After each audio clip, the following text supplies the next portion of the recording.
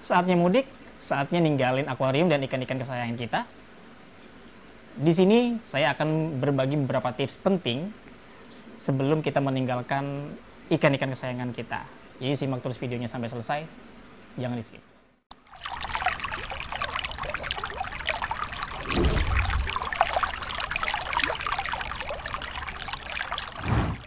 Oke, halo teman-teman. Ya, jadi sekarang udah mau lebaran ya. Nah, pasti dari teman-teman semua tuh banyak yang mudik, banyak yang bingung nih. Wah, gimana nih ikan di rumah atau ikan di kontrakan atau ikan di kosan mau ditinggal mudik. Teman-teman mau ya mudik ke kampung halaman gitu kan. Nah, di sini saya ada beberapa tips ya. Ada beberapa poin yang perlu diperhatikan ketika teman-teman mau ninggalin ikan di rumah. Jadi beberapa poin penting itu yang menyangkut keseluruhan. Kalau di sini saya akan lebih memperhatikan aspek ikannya teman-teman ya. Ya walaupun di sini ada tanaman juga, tapi saya lebih mementingkan aspek ikannya. Ini juga bisa berlaku untuk semua jenis ikan hias ya teman-teman ya, nggak cuma diskus, bisa ikan hias yang lain. Oke, poin yang pertama itu yang paling penting itu jelas air. Air itu sangat penting untuk ikan. Kenapa? Ya karena ikan hidup di air gitu kan, hidup di situ. Nah, sebelum teman-teman ninggalin akuariumnya, sebelum pergi, pokoknya teman-teman usahakan ganti air dulu. Jadi kalau di sini saya biasanya, kebetulan nanti saya juga mudik ya. Nah, yang saya lakukan itu biasanya mengganti air 1 hari sebelum pergi. Nah, kalau di akuarium ini, saya biasanya ganti air itu sebanyak 50% sebelum pergi. Nah, kenapa ya? Biar nanti ketika kita tinggal, airnya itu bersih, ikannya itu ya tetap sehat gitu kan. Karena kan walaupun ya karena alhamdulillah kan di sini udah pakai filter yang lumayan ya. Ya, tapi untuk jaga-jaga lebih baik airnya itu kita ganti dulu sebelum pergi. Kalau saya sih biasa 1 hari sebelum pergi. Gitu. Ya. Untuk range-nya biasanya saya tinggal itu waktunya itu satu pekan lah ya paling lama. Nah, nanti kita bahas lagi untuk masalah jangka waktu kita ninggalinnya itu ada beberapa poin yang harus diperhatikan. Oke, yang kedua, poin yang kedua itu yang paling penting, makanan. Nah, ini. Jadi kalau kita mau tinggalin ikan itu, bagusnya dikasih makan atau enggak gitu. Kalau menurut saya, ikan itu bisa dipuasakan ya teman-teman ya. Yang lebih bagus sih dipuasakan karena biar ikannya nggak buang kotoran, terus airnya juga nggak cepat kotor ketika kita tinggal. Tapi di sini di poin makan ini ada 2 hal lagi yang perlu diperhatikan, yaitu jangka waktu berapa lama kita tinggalin nih teman-teman. Jadi kalau misalkan teman-teman tinggalin ikan itu cuma 1 pekan, misalkan ya cuma 7 hari, 7 sampai 10 hari lah. Nah itu bisa, menurut saya teman-teman puasakan sih masih aman banget ya. Ikan itu masih oke lah kalau ditinggal segitu tanpa makanan sama sekali. Yang penting airnya itu bersih. Jadi ikan itu lebih baik puasa daripada teman-teman kasih makan sebelum pergi ya. Jadi kalau sebelum pergi teman-teman kasih makan yang banyak nih, nah nanti pas teman-teman pergi kan pasti mereka itu akan buang kotoran dan akan mengotorin airnya itu teman-teman.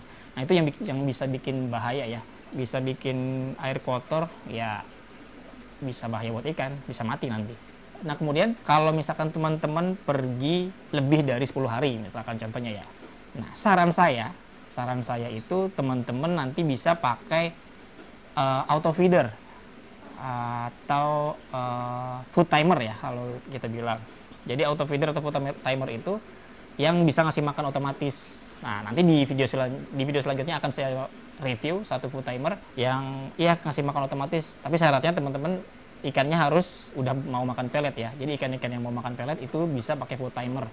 Nah tapi di setting food timernya itu ya cukup 1-2 kali sehari aja. Jadi jangan terlalu banyak. Ya jadi istilahnya cuma buat cemilan aja gitu, cemilan ikan-ikan di rumah saat teman-teman tinggal. Jadi nggak terlalu sering juga dikasih. Yang penting ada asupan buat ikannya aja. Nah itu kalau teman-teman bakal pergi lebih dari 10 hari. Itu menurut saya ya, menurut saya pribadi. Jadi tadi yang pertama ada poin air, yang kedua poin pakan ya, dipuasakan dan menggunakan food timer. Nah kemudian poin yang ketiga yang nggak kalah penting itu adalah sebelum teman-teman ninggalin akuarium ini, ya saat dikuras atau saat teman-teman kuras airnya itu, ya kalau bisa sekalian aja teman-teman cuci atau ganti filter mekanisnya teman-teman ya. Jadi kapasnya, jet mat, biofoam segala macem, itu teman-teman cuci aja biar bersih sekalian sebelum ditinggal kan, jadi biar lebih aman lagi, biar airnya lebih awet lagi gitu ya teman-teman ya, biar nggak cepat kotor juga. Nah itu yang perlu diperhatikan juga sih, jadi cuci kapas atau cuci filter mekanis. Oke, kemudian yang keempat, nah yang keempat ini juga penting, oh iya, aerator teman-teman. Jadi aerator ya kalau bisa dan kalau ada teman-teman siapin aerator AC/DC. Aerator AC/DC itu apa ya? Aerator yang ketika mati lampu itu dia tetap nyala gitu ya. Jadi adalah banyak di toko-toko online aerator AC/DC. Nah teman-teman bisa pakai itu untuk jaga-jaga kalau di rumah teman-teman ketika ditinggal itu lampunya mati teman-teman. At least walaupun filter mati, tapi kalau ada aerator AC/DC dia masih bisa menghasilkan oksigen untuk ikan-ikannya teman-teman ya. Nah jadi ya nggak kekurangan oksigen ketika nanti ditinggal. Ya syukur kalau misalkan mati lampunya sebentar. Kalau misalkan mati lampunya lama bisa berjam-jam, itu kan bisa bahaya juga buat ikan ya. Jangan sampai nanti ketika teman-teman pulang malah ikan-ikannya udah mati semua gitu ngambang. Yang kelima, nah ini hal yang perlu diperhatikan juga itu lampu. Jadi kalau teman-teman tinggal itu lampu lebih baik nyala atau lebih baik mati?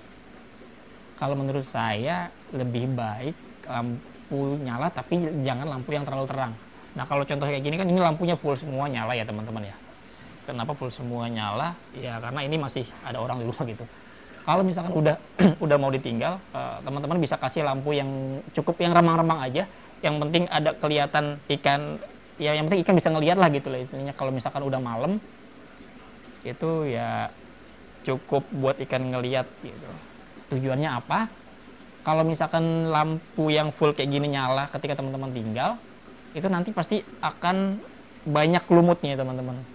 Ketika teman-teman pulang banyak lumutnya nih, langsung, dan airnya juga bisa jadi hijau ya teman-teman ya. Jadi lebih baik kalau menurut saya, ada yang bilang lebih baik dimatiin, tapi kalau menurut saya kasih lampu yang redup aja, kasih lampu yang nggak terlalu gede wattnya, ya yang cukup buat nerangin si ikan kalau misalkan malam.